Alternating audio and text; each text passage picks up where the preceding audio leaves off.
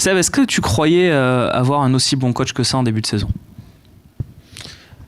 Non. Je vais pas la faire à l'envers en disant mais oui, je vous l'avais dit. Non. Je pensais pas qu'il était aussi fort, qu'il était aussi intelligent. Je me souviens m'être fait malin plaisir, certainement à tort, après la défaite au Glasgow Rangers, parce que j'y étais, l'avoir interviewé, on n'était que deux avec Mathieu Grégoire, et lui avoir dit coach, depuis que vous êtes arrivé, je vois aucun changement par rapport à Rudy Garcia. Et il m'avait regardé, il m'avait dit eh ouais, on va travailler. Tu vois, le mec pas, mais qui t'y est toi, qu'est-ce que tu veux, nani, nana. Il m'a regardé, et dans toute son humilité, il m'a dit, ben ouais, il n'y a pas de changement pour l'instant, on va travailler, quoi. Putain, le mec. Là où il est fort en plus, c'est que rapidement, on l'a pris un peu pour un fou quand même, il a dit, je dois être sur le podium. Alors que, franchement, on a eu une période quand même, alors ça coïncidait peut-être avec les blessés, les suspensions, ok, mais dans le jeu, Dijon, quand on est allé à Nantes, à Amiens, arrêtons de se mentir, on était faibles, on regardait Monaco en Coupe de la Ligue. On regardait le match, je te parle même pas de Paris Saint-Germain, on regardait le match, presque on zappait ou quoi, il faut se rappeler il y a un mois et demi, et donc là où il a été fort, c'est que le mec, il a dit non, moi je vise le podium, donc là, franchement, moi je suis extrêmement surpris. Tu disais, ouais, je l'avais senti, moi je parlais plutôt de maintien au début parce que je voyais l'effectif aussi. Je voyais pas les recrues, je voyais pas Alvaro aussi bon, je voyais pas Rongier aussi bon, je voyais pas Benedetto aussi bon, donc j'étais très inquiet parce qu'on avait les mêmes joueurs, et donc je suis bluffé. Et tu peux rajouter dans ta liste de recrues pour moi, Mandanda, qui est revenu à son niveau, alors que l'année dernière c'était Fantomas, et Payet qui pour moi depuis des années est exceptionnel techniquement, mais je continue de dire qu'il peut faire mieux, et là il me régale comme jamais. Il a réussi à nous faire croire qu'il pouvait jouer à gauche quand même. Ça faisait 3 saisons que tout le monde sur le plateau disait non, à gauche il peut pas, et oui, il a joué plus jeune, il avait joué à Lille aussi, mais ouais, non mais après on a quand même ces derniers mois, il peut plus jouer à gauche, il a pas le coffre.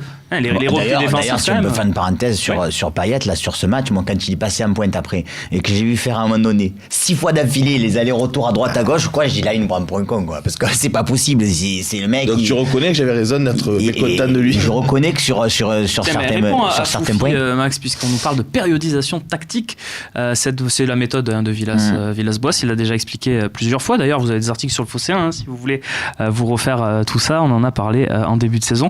Cette bonne période est due à AVB l'homme ou à sa façon d'entraîner qui commence à être assimilée? Beaucoup de jeux avec ballon. J'aurais envie de te dire un peu des deux. Un peu des deux, mais moi je trouve que c'est là où c'est fort, c'est qu'il a redonné confiance, et il y avait un article aujourd'hui sur le Phocéen, je crois aussi, à beaucoup de joueurs qui étaient au fond du trou, et c'est pour ça qu'aussi quand je défendais entre guillemets le point de vue de on restera sur le podium, j'ai toujours dit sur les talks, j'ai dit non mais attendez, prenez-moi aujourd'hui un effectif de Ligue 1 qui soit largement meilleur que le nôtre. Et après, bon, évidemment, une fois qu'on avait cité Paris, bon, souvent on me cite Lyon, pourquoi pas. Largement. Après, ouais, mais aujourd'hui ça nous donne raison. Mais bon, en début de saison, c'est compliqué, tu vois. Objectivement, tu as raison, à part offensivement. Je trouve qu'en quantité, au point de vue dynamiteur, accélération offensivement, je pense qu'il y a 4 ou 5 équipes qui sont peut-être un poil supérieures. Après moi j'avais espoir aussi en Thauvin, et j'avais aussi un peu espoir en Liadji, que malheureusement on verra peut-être jamais sous le maillot olympien. Mais... On parle de Villas-Boas, il y a aussi quelque chose de fort, Julien Ravier, c'est quand même sa sincérité. C'est quelque chose qui doit être impressionnant quand on ne connaît pas le personnage au début, on le découvre comme ça, parce que nous on est dedans, hein, nous on fait les conférences de presse, on le voit au quotidien, mais quand on est de l'extérieur, un supporter, un suiveur, c'est quand même fou de le voir autant parler de ce qui se passe. Oui, on a fait ça, on a fait ci, expliquer quoi. Moi j'étais à sa présentation à la commanderie, parce que la commanderie c'est sur le 11-12, et j'avais la chance d'être invité, et je suis allé direct le voir, j'ai fait le selfie, et je commençais à discuter avec lui. Putain, j'ai eu l'impression de discuter avec quelqu'un que je connaissais depuis toujours, parle super bien français, le type intelligent, et puis le type qui est pas là pour en démontrer. D'ailleurs, on le voit, quoi. Il est pas plein de costumes, il est pas plein de machins. Il arrive là, il fait ce qu'il a à faire. Et moi, ce que j'adore, c'est la façon dont il est fait jouer. C'est-à-dire que ce jeu permanent de la recherche du triangle, c'est énorme. Le ballon il circule, il y a de l'animation. Putain, l'année dernière, on se faisait chier. Non mais sérieux, c'était l'enfer. Là, putain, il y a toujours de l'animation. Chacun bouge. Et puis bon, les bons joueurs aujourd'hui, il les fait jouer vraiment à la bonne place. Et les mecs, voilà, avant de recevoir le ballon, ils savent ce qu'ils vont en faire. Et ça n'existait pas avant. Enfin, en tout cas, moi, je le voyais pas. On a une question pour Michel. Je te rends la parole juste après. Seb, Francky, qui te demande comment tu perçois la communication d'AVB. Il lui rappelle Guéret. Tu as rencontré toi aussi Villas-Boas au détour d'une interview. Ouais. Est-ce que tu es d'accord déjà Oui, voilà, je suis d'accord avec monsieur le maire. Alors, sur Guéret, oui. Parce que Guéret c'était assez franc du collier, etc. Il y a un petit bémol pour l'instant, on va voir quand même à la longue, parce que Guéret, quand même, faut pas trop quand même l'asticoter. C'est-à-dire que ça l'énerve, puisque je me suis chopé avec lui, je le sais. Tu poses une question un peu truc comme ça, il peut mal le prendre. Alors que pour l'instant, bon, ça va bien. Mais Villas-Boas, il répond toujours avec calme, jamais il s'est énervé. Il s'est énervé à ma vie, mais pas contre la presse. Il s'est énervé contre les supporters. Ce qui est encore plus fou. Hein. Voilà. Mais ce qu'il a d'énorme, en tout cas, André Villas-Boas, c'est une leçon aussi aux politiques. C'est que lui, il dit quelque chose, il le fait, et puis il fait ce qu'il dit. Hein. Alors là, c'est incroyable. Nous, au départ, alors on le connaît pas. On se dit, bon, il parle, comme ça, mais il dit, non, mais Rongier, non, il va pas jouer. Pourquoi je vais pas le faire jouer. Plus tard, non, c'est pas son heure. Il le fait pas jouer. Là, je vais pas changer, je vais pas faire tourner. Il fait pas tourner. Radonjic, pour l'instant, il est pas dans le coup. Non, il est pas, pour l'instant, je le fais pas jouer. Et puis il fait ce qu'il dit. C'est, parce qu'il pourrait, c'est un petit peu comme Bielsa qui a annoncé sa composition d'équipe. Nous, avant les confs, il nous dit clairement, non, Strootman, il va jouer, je vais pas changer, et il le fait. Autant il peut faire un coup tactique comme il a fait à Angers, mais en ce qui concerne, il te ment pas, il te prend pas pour un imbécile. Quand il sait pas, il te dit, je sais pas. Voilà. Oui. Je fais une petite digression, une petite parenthèse, parce que j'aime bien quand on tape du poing, et spécialement au Fossin quand ça va pas sur la tête de qui il faut. Mais je voudrais dire bravo à Andoni Zubizarreta, pas parce qu'on l'a reçu sur le talk, mais parce que je m'aperçois qu'Alvaro, c'est très fort, que Benedetto, pour moi, c'est monstrueux, qu'Orongier, c'est monstrueux aussi. Donc, merci le recrutement au final. Et que Jacques-Henri Hérault, qui est souvent décrié lui aussi, ben là, je vois pas beaucoup de lecteurs ou de supporters ou de groupes de supporters qui disent, bon, peut-être qu'on s'est un petit peu trompé, et que là on est sur une bonne lancée, et que bon, on va leur donner un petit peu de crédit quand même. Donc bravo à eux pour ce qui se passe en ce moment. Déjà, bravo à toi, parce que c'est très bien de le dire, de temps en temps, il faut remettre l'église au centre du village. Ce qu'on reprochait à Hérault essentiellement, c'est la reconduction du contrat de Garcia, et d'avoir été jusqu'au boutiste avec lui, de ne pas intervenir à un moment donné, de dire quoi qu'il en soit, Garcia a raison. Bon, il y a des petits problèmes avec les supporters, bon, ça c'est presque secondaire. L'absence de recrutement au mercato, de faire beaucoup de com, un petit peu comme Garcia. Après là, sur ce recrutement, au départ, on lui reproche quand même l'absence de recrutement quand même, parce que 3 joueurs, alors qu'il nous fallait quand même 7-8 joueurs selon moi. Donc ça, il faut pas l'oublier. En revanche, là où tu as raison, c'est que bravo d'avoir fait signer vite Villas-Boas, il faut le dire, et puis bravo sur les 3 autres recrutés. Il fallait 6-7 joueurs. Tu as raison, parce que tu te dis toujours que sur 6-7 joueurs, la mayonnaise, elle peut pas prendre avec tout le monde, donc il en ressort 4. Là, t'en prends que 3, les 3, ça prend bien, donc forcément, mais au final, et là, on revient sur le débat Villas-Boas, mais ce qui est fou aussi avec cet entraîneur, et ça c'est fou, pour moi c'est fou, c'est que, à ma vie, il y a un moment donné, il est au fond du saut, Payet, il est suspendu 4 matchs, donc on a quand même traversé. Et malgré ce, avec cet effectif-là, il a toujours trouvé des compos, il a toujours fait un groupe qui était assez solide, même si on a bu la tasse par moment. Et surtout, il a remotivé tout le monde. Et ce que je trouve fantastique avec lui, c'est qu'il te porte vers l'avant.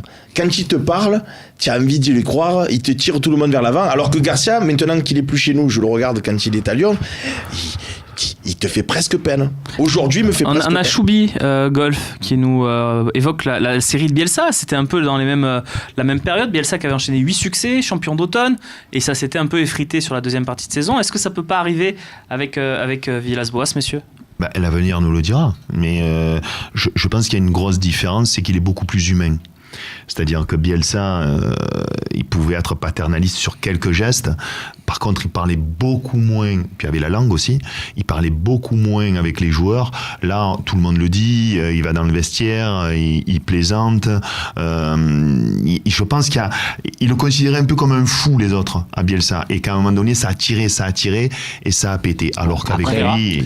On en parlait aussi en off. Le problème de Bielsa, c'est que à un moment donné, il a demandé beaucoup aux joueurs quand même. Alors même si c'est choquant de le dire, parce qu'à chaque fois on dit c'est des professionnels, ils devraient être capables d'aligner une saison entière, c'est vrai qu'il en demandait beaucoup. Et pour prendre l'exemple du match contre Angers, tu gagnes 2-0, t'as l'impression que là tu dis bon les gars on ferme, alors que Bielsa aurait peut-être dit on attaque, et au final en janvier on n'attaquait plus quoi. Au-delà de la gestion dont tu parles en cours de match à Angers, c'est tout simplement la compo et l'état d'esprit à Angers.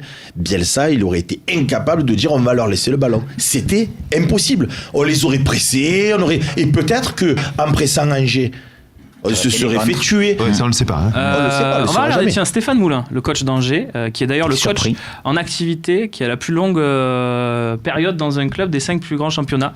Voilà, hein, c'était Wenger avant, maintenant c'est Stéphane Moulin. Et il évoque André Villas-Boas et son coup tactique lors du match face à l'OM. Renoncer au jeu comme ça, avec la qualité qui compose cette équipe-là, c'est surprenant.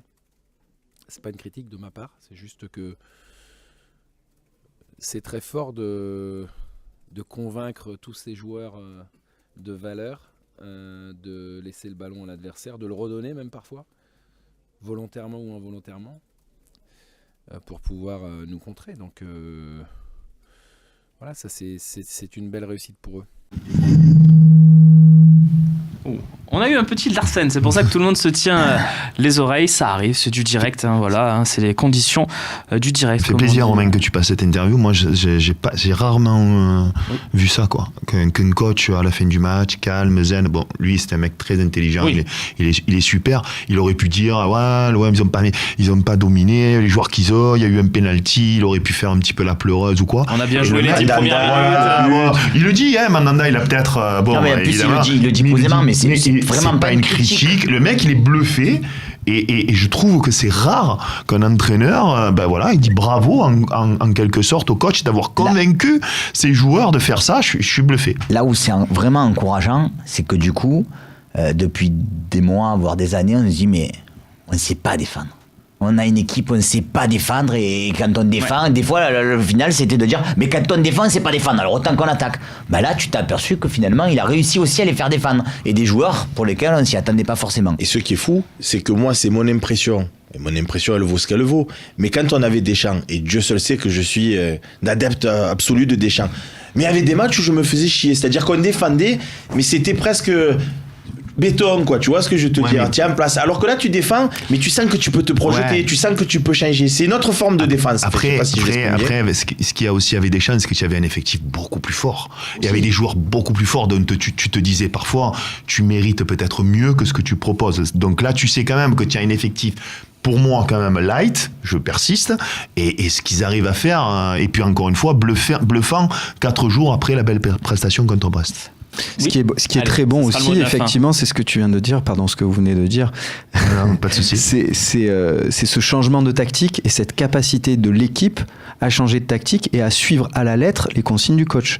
Et ça, la discipline aujourd'hui, c'est... On donne la parole, mais en 3 jours, c'est vrai qu'entre Brest et Angers, on a vu 2 styles complètement différents. Exactement. Et puis, moi, je reviens toujours quand même sur le match référence contre Lyon, où je veux faire un grand bravo à tous les supporters, parce que c'est exceptionnel quand même. Ce que les supporters ont fait sur le match contre Lyon, et je veux dire, c'est de là que tout se déclenche. Hein. Et merci aussi au club d'avoir accepté, parce que je pense qu'ils ont participé aussi à ce que ça se fasse.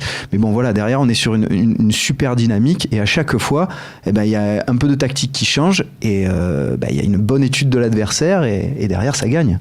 On conclut avec cette question de c'est pas grave. Est-ce que vous pensez qu'AVB réussirait à faire de Mitroglou un bon joueur pour l'OM ?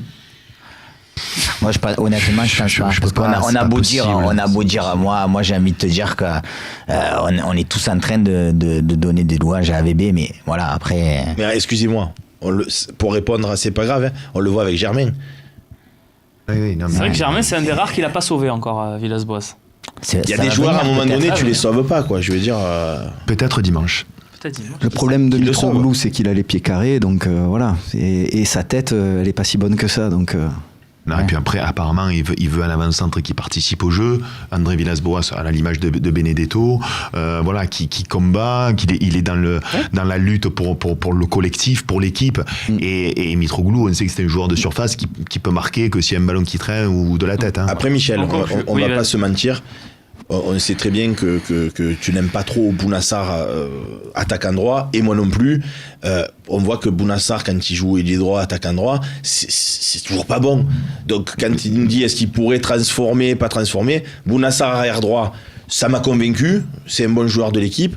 Attaquant droit, bon, ça a toujours ses limites, quoi. D'accord, mais quel rapport ? Mais par rapport à Mitroglou, est-ce qu'il pourrait le transformer ? Il n'a pas transformé Bounassar, il fait avec les forces qu'il a en présence. Il sait faire la meilleure compo possible avec les joueurs qu'il a. Mais s'il a le choix de ne pas mettre Bounassar attaquant droit, il le mettra plus. Non, mais moi, je suis pas fan de Bounassar. Je suis obligé de dire quand même qu'il a peut-être transformé dans la régularité, parce qu'il est titulaire dans tous les matchs, Bounassar, et tous les matchs. Qu'est-ce qu'il apporte ? Sur son côté droit. Mais écoute, Bounassar, je suis en train de te dire que je ne suis pas fan de Bounassar, que je le trouve, par exemple, le match contre Brest, avant qu'il marque le but, moi je l'ai trouvé extrêmement faible. Tous les journalistes quasiment autour m'ont trouvé sévère. Moi je te dis, ce qu'il apporte, c'est qu'il a une caisse extraordinaire en côté droit, vraiment, qui travaille, qu'il est vraiment dans ce collectif. Tu peux aller à la guerre avec lui. Après, offensivement, c'est sûr que c'est limité. On va conclure là-dessus, parce qu'on a un peu digressé, mais c'est bien, c'est du foot. On parle de Kevin Strootman, un joueur qui fait débat.